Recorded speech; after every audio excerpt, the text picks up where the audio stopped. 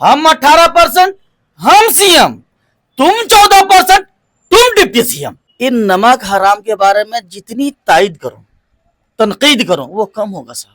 अगर आज हम लोग असदुद्दीन ओवैसी साहब को ना पहचाने, उनके पैगाम को सब तक ना पहुंचाए, तो याद रखिएगा, जब बाप का साया सर से उठ जाता है ना, तो थोड़ी तकलीफ होती। कोई बात नहीं है साहब, मैं तो सिर्फ मजलिस की मोहब्बत में कुर्बान हूं। ठीक उसी तरह असदुद्दीन ओवैसी साहब को जिसने भी नहीं पहचाना ना, शक नहीं है कि अभी हमारे यहाँ दो मजबूत दावेदार हैं, जिनमें एक मुफ्ती साहब है और दूसरा मुखिया हसनैन साहब है। तो इंशाअल्लाह ताला बैरिस्टर असदुद्दीन ओवैसी साहब का यही तो पैगाम है। जुल्म के खिलाफ आवाज उठाने का नाम ही तो मजलिस है साहब। हाय, मेरा नाम इरशाद शेख है और आप देख रहे हैं इरशाद की रिपोर्ट। आज हमारे साथ है अमीरुल हक साहब, जो कि एक AIMIM के सिपाही है, नेता है, चाहने वाला है और AIMIM के लिए जी जान लगाकर काम करता है। साथ ही साथ जो है डिस्ट्रिक्ट यानी ज़िला जो है प्रेसिडेंट है किसान प्रकोष्ठ का। और इनसे हम कई सवालों के ज़रिए जानने और समझने की कोशिश करेंगे कि आखिरकार AIMIM 2015 से जब शुरू हुई थी सीमांचल में अपने पैर को मजबूत करने के लिए, अब किस स्थिति में है, आगे किस तरह जो है AIMIM काम करेगी, और जो जिस तरह के दावे करते हैं कि हम जो है AIMIM को आंख बंद करके सपोर्ट करते हैं, चाहते हैं, मजबूत बनाते हैं, और AIMIM जो है यहाँ के लोगों की भलाई के लिए हम जैसे लोगों के साथ मिलकर सदैव तत्पर रहते हैं। तो आइए इनसे ही हर सवाल के ज़रिए जो है समझने की कोशिश करते हैं। आपका बहुत बहुत स्वागत है अमीरुल हक साहब। चलिए, आप लोगों का भी मैं शुक्रगुजार हूँ कि आपने अपने कीमती वक़्त को निकाल कर इस नाचीज़ की बातों को सेकुलर हिंदुस्तानियों तक पहुँचाने की कोशिश करेंगे। मेरा पहला सवाल आपसे यही है कि AIMIM आपके दिल में या फिर AIMIM में आप क्यों हो? MIM मेरे दिल में इसलिए है कि वाकई ये गरीब, मजलूम और दबे कुचले लोगों की आवाज़ को बुलंद करती है।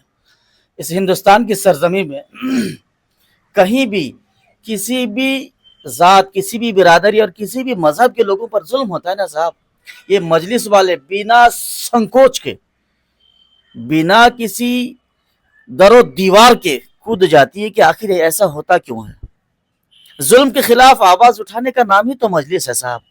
जिस तरह से आपने देखा होगा, दौरे शुरुआत से नबी अकरम सल्लल्लाहु अलैहि वसल्लम के ज़माने से जहां भी जुल्म होता था, नबी अकरम सल्लल्लाहु अलैहि वसल्लम वहां पहुंच जाते थे। अरे उसी के उम्मती है ना हम लोग साहब, हम लोग उसी के उम्मती है ना। तो इंशाअल्लाह ताला बैरिस्टर असदुद्दीन ओवैसी साहब का यही तो पैगाम है कि जिस तरह से नबीना मोहम्मद सल्लल्लाहु अलैहि वसल्लम उस जमाने में मजलूमों की हिमायत करते थे, जालिमों के खिलाफ आवाज बुलंद करते थे, ठीक उसी तरह उन्हीं के पैरोकार बनकर बैरिस्टर असदुद्दीन ओवैसी साहब उस पैगाम को दोहराते आ रहे हैं और इंशाअल्लाह ताला हम लोग उसको दोहराएंगे। चलिए, अब जिस तरह जो है शुरू से लेकर आखिर तक किस तरह मजलिस काम कर रही है, किस तरह काम करेगी, ये बता दिए। तो आगे विधानसभा चुनाव होने हैं और चुनाव से पहले लगभग विधानसभा क्षेत्र में ये टिकट को लेकर जो है कई तरह की बातें चल रही है। तो जब आप ठाकुरगंज विधानसभा से बिलोंग करते हैं तो यहाँ से AIMIM को किसे टिकट देना चाहिए? देखिए, AIMIM मजलिस इत्तेहादुल मुस्लिमीन देखती है कि ये जो इलाका है, इस इलाके को जिसने भी अच्छी तरह से पहचाना, जो उस काबिल होंगे, मुझे उम्मीद है कभी है कि बिहार सदर अख्तर अली मान साहब उनके हवाले टिकट करेंगे इंशाल्लाह। तो फिर 2020 में इस तरह की स्टडी एनालिसिस किया गया था, सर्वे किया गया था? हो सकता है कि ऐसा ही किया गया था, बिल्कुल ऐसा ही किया गया था, उसके बाद टिकट दिया गया था। ठीक है, आप अख्तरुल ईमान साहब पर छोड़ रहे हैं क्योंकि वो बिहार सदर है, वही डिसाइड करेंगे किसे टिकट मिलनी चाहिए। लेकिन एक पार्टी का नेता होने के नाते आपके हिसाब से यहाँ पे किसको जिम्मेदारी मिलनी चाहिए जो बेहतर ढंग से कर सके उस काम को? देखिए, बेशक इसमें कोई दो राय नहीं है, कोई तो शक नहीं है कि अभी हमारे यहाँ दो मजबूत दावेदार हैं, जिनमें एक मुफ्ती साहब है और दूसरा मुखिया हसनैन साहब है। इन दोनों ने बड़ी मेहनत करी है। अब सदर साहब को जिनकी मेहनत काबिल कबूल हो जाए, उनके हक में फैसला हो जाएंगे। تو اگر مانیے دو مضبوط دعوے دار ہیں، دونوں نے شدت سے، دل سے، ہر طرح سے محنت اور قربانی دیے ہیں، تو آپ اپنی طرف سے کیا کہنا چاہیں گے کہ کسے ملنی چاہیے؟ دیکھیے، یہ ہماری جو کور کمیٹی ہوگی اخیر وقت میں فیصلہ تو ہم لوگ لیں گے انشاءاللہ تعالی، لیکن ابھی کسی ایک کو میں بولوں کہنا مناسب نہیں ہوگا۔ دیکھیے، دونوں اپنے جگہ پہ بہت ہی محنت کرتے ہیں اور قدابر ہیں۔ اخیر وقت میں جن کے حق میں فیصلہ ہوگا انشاءاللہ تعالی، مجلس کا ایک سپاہی ہوں میں، چھوٹا سا۔ میں نے آپ کو پہلے ہی کہا کہ اللہ اکبر، آج ایک ایماندار شخص یعنی مسلمان ہونے کے ناطے بے باکی کے ساتھ کہہ سکتا ہوں کہ اللہ، کاش اس دور میں میری پیدائش ہوتی جس دور میں حضرت محمد مصطفیٰ صلی اللہ علیہ وسلم تھے، تو کاش میں پریشان ہوتا ہوں۔ اس دور میں اگر پیدا ہوتا تو دیکھتا کہ نبی اکرم صلی اللہ علیہ وسلم تقریر کر رہے ہیں، ان کے ساتھ کتنی پریشانیاں ہوئی، کتنی تکلیف کو جھیل کر دین کو یہاں تک پہنچایا۔ ٹھیک اسی طرح اسد الدین اویسی صاحب کو جس نے بھی نہیں پہچانا نا، آج 1400 سال گزرنے کے بعد یہ ملازہ ہوتا ہے، کاش میں اس زمانے میں پیدا ہوتا تو نبی اکرم صلی اللہ علیہ وسلم کی تقاریر کو سنتا، ان کی باتوں کو سنتا، اس پر عمل کرتا۔ ٹھیک اسی طرح سے میں کہتا ہوں کہ اس ہندوستان کے جتنے بھی سیکولر ہندوستانی ہیں، میں تماموں کو یہ پیغام دیتا ہوں کہ سنو، آنے والی 1000 نسلیں پریشان ہو جائیں گی اس طرح کے نیتا کو دیکھنے کے لیے۔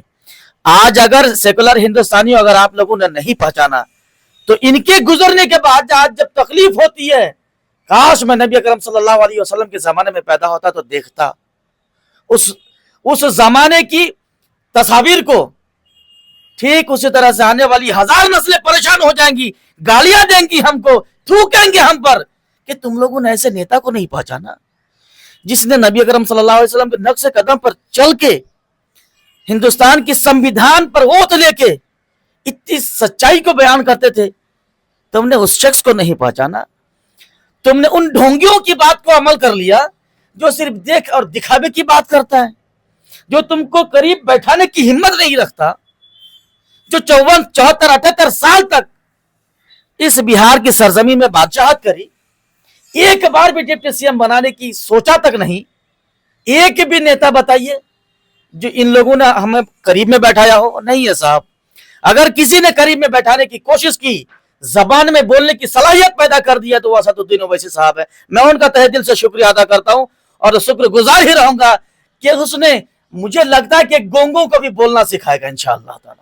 جیسے ابھی آپ نے کہا کہ آپ جو ہے مجلس کے ایک چھوٹا سا سپاہی ہو، اور یقیناً جب چناؤ ہوگا تو مجلس کے کاریہ کا ابھی سے جو ہے الگ الگ گروپ میں بڑھ جانا شروع ہو چکا ہے، کیونکہ سب چاہتے ہیں کہ جسے ہم چاہتے ہیں اسے ٹکٹ ملے۔ تو ایک سپاہی ہونے کے ناطے ان تمام ورکروں کو، کاریہ کو آپ کیا میسج دینا چاہو گے کہ تاکہ چناؤ میں آپ کو ہر طرح سے فائدہ مل سکے؟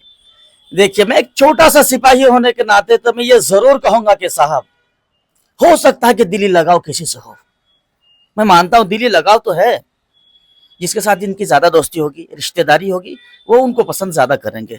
کوئی بات نہیں ہے صاحب، میں تو صرف مجلس کی محبت میں قربان ہوں۔ مجلس جسے ٹکٹ دے گی، اللہ اکبر، اپنے آپ کو قربان کرنے کو تیار ہوں ان کے خاطر۔ اسد الدین اویسی صاحب کے پیغام کو دنیا میں پہنچانے کے خاطر میں تیار ہوں صاحب۔ سر، جیسے آپ بول رہے ہیں کہ آپ مجلس کے لیے ہر طرح کی قربانی دینے کے لیے تیار ہے، خود کی قربانی دینے کے لیے تیار ہے، آپ ایجوکیٹڈ ہے، آپ میں صلاحیت ہے، قابلیت ہے، تو پھر آپ جو ہے ٹکٹ کے دعوے دار کیوں نہیں بن رہے؟ بھائی جان، میں 2020 میں مجلس کے ٹکٹ کا دعوے دار تھا،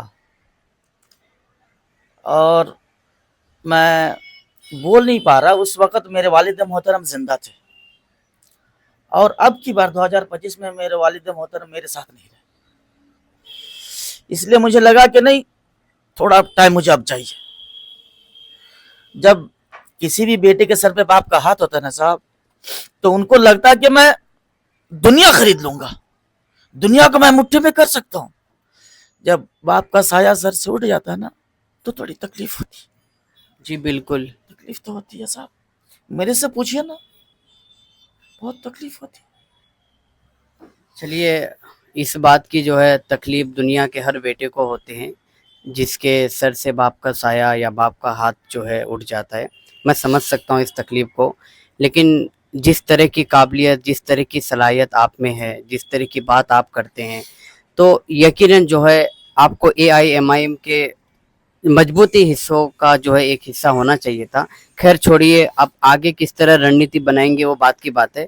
मैं अभी आपसे ये जानना चाहूँगा कि देखिए कहीं ना कहीं डायरेक्टली इनडायरेक्टली सीक्रेटली जो है AIMIM पर जो है जो टिकट बंटवारे को लेकर इल्ज़ाम लगते हैं कि शायद उन लोगों को नहीं देते हैं जो कार्यकर्ता होते हैं, जो सालों साल पार्टी के लिए काम करते हैं, ऐन वक्त में बाहर से कोई आते हैं, पैसे का वो दिखाते हैं और साथ ही साथ जो है टिकट भी ले जाते हैं। तो ऐसे में आप क्या कहना चाहेंगे? देखिए, मुझे लगता है कि इस तरह की जो बेबुनियाद बातें हैं ना, जब टिकट नहीं मिलता तो ये अफवाहें फैला दी जाती हैं।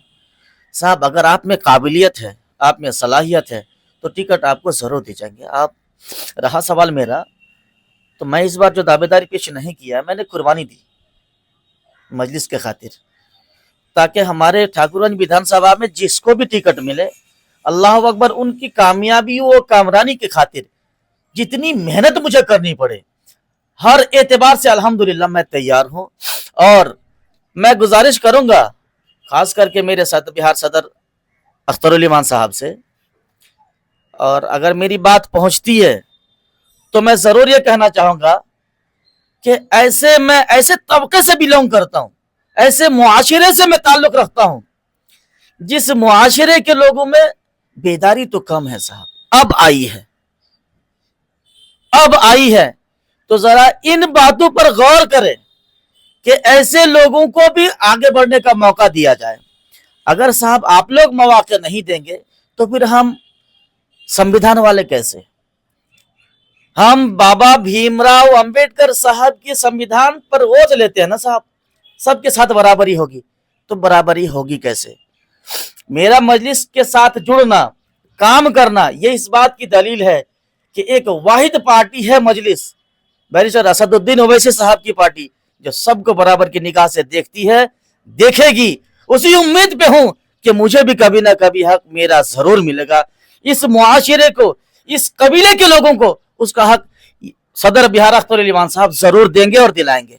जैसे आप जो है शुरू से ने अब तक जो है मजलिस की जो है हर गुणगान गा चुके, हर खूबियां बता चुके, हर अच्छाइयाँ बता चुके। आपसे मैं समझना चाहूँगा, जब आप ठाकुरगंज में जो है पिछले कई सालों से एक्टिव हो, पॉलिटिकली एक्टिव हो, तो यहाँ का जो डेवलपमेंट है, इंफ्रास्ट्रक्चर है, एजुकेशन के मामले में है, तो जो प्रेजेंट सिटिंग MLA है, वर्तमान की जो MLA है सऊद आलम साहब, उनके बारे में क्या राय रखते हैं? उनके बारे में मैं कुछ भी एक सिपाही हूं ना साहब, मुझसे बेहतर होगा जो आवाम होंगे ना, उनको पूछेंगे तो ज्यादा पता चलेगा। मैं अगर बोलूं कि उसने सिपाही के साथ साथ आप भी तो आवाम हो, जनता हो, वोटर हो ना। मैं अगर बोलूं तो बोलेंगे ये एमआईएम का आदमी है, इसलिए तो मेरे खिलाफ बयानबाजी करते। आप देखेंगे कहीं भी किसी भी मजलिस में सुनते होंगे तकारीर उनकी, हमारे विधायक सऊद असरार साहब की तकारीर तो सुनते होंगे। उनके बारे में बोलना मैं नहीं समझता हूं कि मुनासिब है मेरे लिए। आवाम से पूछेंगे ना तो पता चलेगा। तो मतलब आप किसी भी तरह का स्टेटमेंट नहीं देना चाहेंगे। चलिए, जब आप मजलिस के एक सिपाही हो तो जिस तरह मैंने जब आपका पूरा जो पर्सनैलिटी को ओवरव्यू करने की कोशिश की, तो एजुकेशन में आप ज़्यादा फॉरवर्ड हो। तो अगर मानिए आपकी पार्टी की तरफ से यहाँ का विधायक बन जाता है, तो आप किसी भी तरह के प्रपोजल लेके जाएंगे एजुकेशन के मामले में उनके पास? जी, सबसे पहला मुद्दा मेरा ये होगा कि इस इलाके में जो बदहाली है और तालीमी एतबार से उसको सुधारने की कोशिश करूंगा। मेरे तरफ से सबसे पहला ये प्रपोजल होगा कि हुजूर, मेरे इलाके में तालीम की बहुत कमी है। देखेंगे आप ऐसे घराने हैं जिनके बच्चे स्कूल तक नहीं जा पाते, कॉलेज तक नहीं पहुंच पाते। तो मेरे इलाके में सबसे ज्यादा जरूरत है एजुकेशन की, और एजुकेशन जहां होंगी इंशाअल्लाह ताला तमाम तर बदहालियां दूर होंगी, खत्म होंगी, इसमें कोई शक नहीं है। आपके तरफ से कोशिश की जाएगी, लेकिन जब आपके पास पावर नहीं होगा तो आपकी बातों को तवज्जो कैसे दी जाएगी? तो फिर आप रेस में क्यों नहीं है? हुजूर, जब कुर्बानियां देते हैं ना लोग, तो उसकी बातों को याद जरूर रखा जाता है। जिस तरह से हजरत इब्राहिम अलैहिस्सलाम अपने बेटे को कुर्बानी दिए थे ना साहब, आज वो रिवाज आम है ना हमारे दरमियान, ठीक उसी तरह मैंने कुर्बानियां दी, अब भी दे रहा हूं, आज उसके बाद अगर ये शख्स जाएगा कि मेरे मुआशरे के लोगों की बदहाली को दूर करो, मेरे इलाके के लोगों में एजुकेशन की कमी है उसको पूरा करो, तो मुझे लगता है वो एहसान फरामोशी नहीं करेंगे। और मजलिस में रहने वाले एहसान फरामोश नहीं होते, मुझे लगता है। तो जिस तरह के जो है कंफ्यूजन जो है हर कॉन्स्टिट्यूंसी विधानसभा क्षेत्र में है, तो आपको नहीं लगता है कि चाहे असदुद्दीन ओवैसी साहब हो या बिहार सदर अख्तरुल इमान साहब हो, उन्हें एक मीटिंग के तहत जो है अपने वर्कर को एक कड़ी में बांध कर रखने की पहल करनी चाहिए? क्योंकि जगह जगह पर लोग आज भी कंफ्यूज है, क्योंकि एक तरफ के लोग किसी और को चाहते हैं, दूसरी तरफ के लोग किसी और को चाहते हैं। तो आप किस तरह का जो है सजेशन दे सकते हैं ऐसी सिचुएशन में? मैं सबको यही मशवरा दे सकता हूँ, हुक्म तो नहीं, मशवरा यही दूंगा कि हाँ, आप अपने लोगों की तायद करते हैं, कोई बात नहीं, जब वक्त आ जाए साहब, लोगों की तायद छोड़कर मजलिस के लिए कुर्बान होने को तैयार हो जाइए। अब जब मजलिस की तायद करने वाले बन जाएंगे ना, तो इंशाअल्लाह कामयाबी आकर कदम चूमेगी। हम कामयाबी की तरफ नहीं जाएंगे साहब, इंशाअल्लाह ताला। मुझे उम्मीद है कभी है, अगर आज हम लोग असदुद्दीन ओवैसी साहब को ना पहचाने, उनके पैगाम को सब तक ना पहुंचाए, तो याद रखिएगा हमारी आने वाली 1000 नस्लें तरस जाएंगे ऐसे नेता को देखने के लिए, नहीं मिलेंगे साहब। इसलिए मैं कोशिश करता हूं कि अल्लाह, जब तक मेरे इस जिस्म में जान है, रूह है, अल्लाह, मैं बैरिस्टर असदुद्दीन ओवैसी साहब के पैगाम को जो वो पहुंचाते, ये उनका पैगाम नहीं है, ये पैगाम नबी अकरम सल्लल्लाहु अलैहि वसल्लम का है। तो क्यों ना मैं कुर्बान हो जाऊं उनकी पैगाम को लोगों तक पहुंचाने के लिए। आज अगर इनकी पैगाम को मैं लोगों तक पहुंचाता हूं, तो याद रखिए कामयाबी हमारी कदम चूमेगी इंशाअल्लाह ताला। जैसे आप कह रहे हैं कि बिल्कुल नबी पाक सल्लल्लाहु अलैहि वसल्लम के तरीके पर जो है असदुद्दीन ओवैसी साहब चलकर लोगों तक पैगाम पहुंचा रहे हैं, तो फिर आखिर वजह क्या रही होगी कि 2019 के लोकसभा चुनाव में, 2024 के लोकसभा चुनाव में अख्तरुल इमान साहब या फिर मजलिस जो है यहाँ के लोगों को कन्विंस करने में, मनाने में नाकाम रही, और जब 2020 के विधानसभा चुनाव में बड़ी मजबूती के साथ मेहनत करके चुनाव लड़ा गया, 5 विधायक सीमांचल से निकलकर जो है सदन गए, लेकिन उसमें से 4 जो है आरजेडी में शामिल हो गए, तो क्या उन्हें जो है एहसास नहीं हुआ असदुद्दीन ओवैसी साहब के पैगाम का या फिर आम जनताओं को? देखिए, इन नमक हराम के बारे में जितनी तायद करूं, तनकीद करूं, वो कम होगा साहब, कि इन लोगों ने असदुद्दीन ओवैसी साहब के पैगाम को नहीं समझा, ये इनकी पहचान में नहीं आई थी उस समय। आज इनको लगता है ना, जाके एक बार पूछ के देखिए कि सर कैसा लग रहा है आपको, आप मजलिस में सही थे या आरजेडी में सही है। इनकी जबान कुछ बोलने से कासिर होंगे साहब, ये नहीं बोल पाएंगे। मजलिस की मोहब्बत इतनी ज्यादा लोगों के दरमियान है कि अल्लाह अकबर, ये परेशान हो जाएंगे इस बार। जो भी थे ना भाग के चले गए, परेशान हो जाएंगे। छोड़ दीजिए वक्त को, अभी से परेशान है साहब। जिस गांव में जाते हैं सब कहते हैं साहब ओवैसी जिंदाबाद। उनकी मजलिसों में ये नारे लग रहे हैं साहब ओवैसी जिंदाबाद। ये पैसे देकर नहीं है, ये मोहब्बत है। और आप याद रखिए, मजलिस में जितने भी लोग हैं ना सर, ये मोहब्बत में कुर्बान होने को तैयार है। ये पागल है सर, दीवानगी है सब में दीवानगी है ओवैसी साहब की। जैसे अभी आपने कहा कि ये लोगों की मोहब्बत है, हम जहाँ भी जाते हैं ओवैसी की जो है जिंदाबाद की नारे लगाई जाती है, और एक जुनून जज्बा जो अभी के लोगों में है, नौजवानों में है, तो आपको लगता है कि चुनाव के बाद ये जीत के नतीजे में तब्दील किया जा सकता है या करने की कोशिश की जाएगी? इंशाअल्लाह ताला उम्मीद कभी है उस पाक जात पर कि आज जो महफिल दिख रही है ना सर आपको, अभी तो शुरुआत है साहब। गुज़श्ता इलेक्शन में ये था लहर, अब की बार लहर नहीं आंधी चलेंगे इंशाअल्लाह ताला, एकदम आंधी। साहब आप लोग होशियार रहिएगा, आपको भी उड़ा कर लेके जाएंगे हम लोग इंशाअल्लाह ताला। हमारी मोहब्बत, मजलिस की मोहब्बत आप लोगों को इतना मजबूर कर देगी कि मैं जिस तरह से असदुद्दीन ओवैसी साहब के पैगाम को एक बेबाक और एक जिसे कहते हैं आशिक मजनू की तरफ पहुंचा रहा हूं ना सर, कल आप भी शुरू कर देंगे पहुंचाने को, मुझे उम्मीद है इंशाअल्लाह ताला। जैसे आपने कहा कि होशियार रहिएगा, आपको भी उड़ा के ले जाएंगे, तो यकीनन अगर आप जीत जाएंगे और हमें उड़ा के ले जाएंगे, तो फिर आप जिस तरह के दावे कर रहे हैं, तो फिर सवाल करने वाला तो कोई रहेगा ही नहीं। सर आप जो मैं आपको उड़ा के लेके जाऊंगा ना, तो किसी गड्ढे में गिराने के लिए थोड़ी, किसी नदी और तालाब में गिराने के लिए लेके थोड़ी जाऊंगा साहब। जब मैं आपको उड़ा कर लेके जाऊंगा, मेरे साथ मजलिस में रहेंगे, तो इंशाअल्लाह ताला आज जिस तरह से मैं अपनी बातों को बयां कर रहा हूं ना सर, आपके जरिए पहुंच जाएंगी बातें, ठीक उसी तरह से कल मेरी बातें आप ही पहुंचाएंगे। आपके जरिए लोगों को पता चलेगा कि नहीं, ये मजलिस में थे, उनकी मोहब्बत को, उनकी अच्छाई को बयान करते थे, आज उसकी अच्छाई को बयान करना है, नहीं इंप्लीमेंट कर रहे हैं, इंप्लीमेंट करेंगे सर इंशाअल्लाह ताला। जैसे किसी माजूर के लिए बैसाखी इम्पोर्टेंट है, उसी तरह किसी पार्टी और पॉलिटिशियन के लिए जनता बहुत इम्पोर्टेंट है। तो आप खास करके ठाकुरगंज विधानसभा की जो जनता है या पूरे सीमांचल या पूरे बिहार की जो जनता है, आप जिस तरह मजलिस की गुणगान गाए, तो उन्हें क्या क्लियर मैसेज देना चाहेंगे ताकि उनका सारा वोट जो है आपके पार्टी को मिले, आपके पार्टी के कैंडिडेट को मिले और आप जो है वाकई समाज की भलाई और विकास डेवलपमेंट के लिए काम करें? आखिर में आपको यही बात कहना चाहूंगा कि साहब, एकदम आप याद रखिए कि ये आखिरी वक्त है मेरा, आप समझ जाइए कि आखिरी वक्त में हूं, और इंशाअल्लाह ताला कुछ अच्छा करने की कोशिश कीजिए।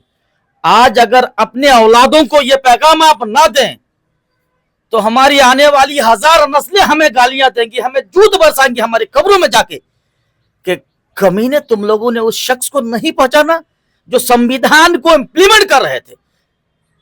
इस हिंदुस्तान की सरजमीन में अगर जिंदा रहना हो ना साहब, तो संविधान को पकड़ के रहिए। और संविधान अगर कोई चीज है, किताब है, तो मुझे लगता है कि जब बैरिस्टर असदुद्दीन ओवैसी साहब खड़े होते ना, तो मुझे लगता है कि संविधान खुद खड़े हो गए। संविधान बोल रहा है, संविधान लिखी गई है ना, वो नहीं बोल पाती है, वो किताब है। मुझे लगता है कि जब असदुद्दीन ओवैसी साहब खड़े हो जाते थे, लगता है, कसम अल्लाह कहता हूं, संविधान की किताबें बोल रही हैं। जैसे आप संविधान के बारे में अभी कह रहे हैं, तो देखिए बिहार में खास तौर पर जो है राहुल गांधी या महागठबंधन के तरफ से जो है वोट अधिकार यात्रा की शुरुआत की गई है, क्योंकि उन्हें भी लगता है कि संविधान को जो है खतरा है। तो इसमें आप बता सकते हैं इनसाइट्स क्या है आपके पार्टी के अंदर की बात क्या है कि इस जो यात्रा है या फिर ये जो आंदोलन है, इसको आपकी पार्टी समर्थन कर रही है या नहीं कर रही? देखिए, वाकई ये अच्छा पहल है, उसने अच्छे सवालात खड़े करे। अब बीजेपी तो चोरी की बुनियाद पर है साहब। आज बैलेट पेपर आ जाए, 240 है ना, 40 भी नहीं आएंगे, नजर नहीं आएंगे वो। और रहा सवाल कि मैं उनकी तायद करूं, तेजस्वी यादव एक ढकोसला नेता है, ये सिर्फ हमारे यहां वोट लेना जानता है। ये इतने दिनों तक डर दिखाते थे, हमें वोट दो बीजेपी जीत जाएगी। तुम्हारे बाप का गुलाम है हम जी, हम तुमको वोट करें? क्यों दूं मैं तुमको वोट डर दिखा के? कांग्रेस वाले बोलते थे हमको तो वरना बीजेपी जीत जाएगी। हमारे जो सीनियर लोग थे, हमारे आबा व अजदाद के लोग, उनको वोट करें। अब क्या लगता है, आज कांग्रेस चली गई, आरजेडी आई है, हम डर के दिखा के हमसे वोट लोगे? नहीं। अब बता, क्या मुसलमान पैदा होता है सिर्फ तुम लोगों को वोट करने के लिए बीजेपी के खिलाफ? नहीं, नहीं करेंगे वोट, लड़के वोट लड़ेंगे। अब अपना वोट मेरी मर्जी, मैं जिनको दूं। मेरे पास पार्टी नहीं थी, विकल्प कोई रास्ते नहीं थे, आज मेरे पास मौका है, मैं अपने लोगों को दूंगा, अपने लोगों की बात करूंगा, मजलिस की बात करूंगा। ठीक है वैसे तेजस्वी यादव जी, आप अगर इतने खैरखा हैं मुसलमानों के, तो फिर साथ क्यों नहीं लिए? आप है 14%, आप बनेंगे सीएम, मल्लाह 2%, तो वो बनेंगे डिप्टी सीएम। अरे हम तो 18-19% हैं जी, हम खाली तुम्हारा झोला ढोएंगे, तुम्हारे लिए दौड़ के कुर्सी लाके देंगे, आइए नेताजी बैठिए, तुम्हारे लिए चाय की प्याली लाके देंगे? नहीं, हम 18%, हम सीएम, तुम 14%, तुम डिप्टी सीएम। ये फार्मूला अपना चुका हूं और इसी पर गामजन हूं, इसी पर काम करेंगे, इसी एतबार से वोट करेंगे आप इंशाअल्लाह।